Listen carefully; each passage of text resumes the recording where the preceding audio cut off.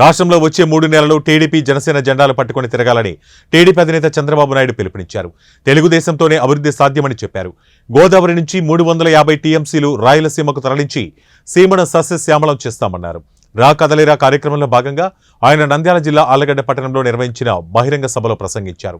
TDP అధికారంలోకి వచ్చిన తర్వాత కర్నూలులో హైకోర్టు బెంచ్ ఏర్పాటు చేస్తామని, నంద్యాల జిల్లాను హార్టికల్చర్ హబ్గా తీర్చిదిద్దే బాధ్యత తాము తీసుకుంటామన్నారు. ముఖ్యమంత్రి వైఎస్ జగన్ కు ప్రచార పిచ్చి బాగా పట్టుకుందని, పాసు పుస్తకాలపైన తన బొమ్మలు వేసుకుంటున్నారని విమర్శించారు. వైఎస్ఆర్సీపీ ఎమ్మెల్యేలు దోపిడీ దొంగలుగా మారారని, ఈ ప్రభుత్వంలో అన్ని వర్గాలు నాశనమయ్యాయని ఆరోపించారు. చిన్న కథ మీ అందరికి ఆలోచించుకోవాలి. మీరు కూడా ఒకప్పుడు ఇనుంటారు కానీ మర్చిపోయి ఉంటారు. భస్మాసుడు ఉండేవాడు, జ్ఞాపకం ఉందా అందరికీ?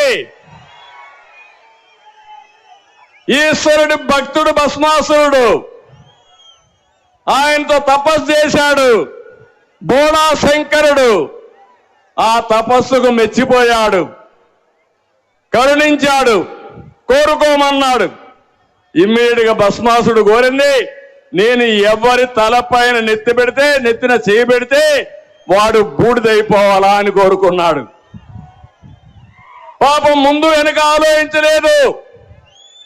ఈశ్వరుడు ఆలోచించుకున్నా వరం ఇచ్చాను పో అన్నాడు. అక్కడి నుంచి ప్రారంభమైన కష్టాలు. తనకు వరం ఇచ్చిన భస్మాసురుడు, ఎవరైతే భస్మాసురుడు ఉన్నాడో శంకరుడి మీదనే చేయి పెట్టబోయాడు, ఆయన నెత్తినే చేయి పెట్టబోయాడు. శంకరుడికి దిక్కుదేల పాపం.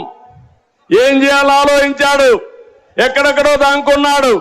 కడాన పోయి విష్ణువు దగ్గరికి పోయి తప్పైపోయింది, నేను వరం ఇచ్చాను, వాడు నానెత్తినే చేయబెడుతున్నాడు, కాపాడు మహోప్రభు అంటే, అప్పుడు ఆయన మీరు చూస్తే విష్ణుమూర్తి మోహిని అవతారంలో వచ్చి ఈ భస్మాసురుణ్ణి మోసగించి కూడా అంటే మరిపరించి తర్వాత ఆయన చెయ్యి ఆయన ఎత్తినే పెట్టుకున్నాడు.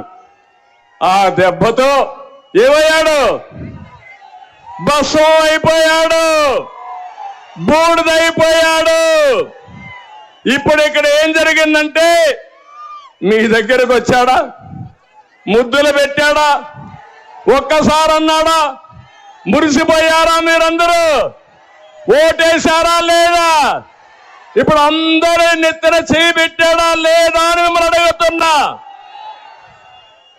అందరికీ కష్టాలు వచ్చాయా లేదా మీరే చెప్పండి. ప్రతి ఇంటికి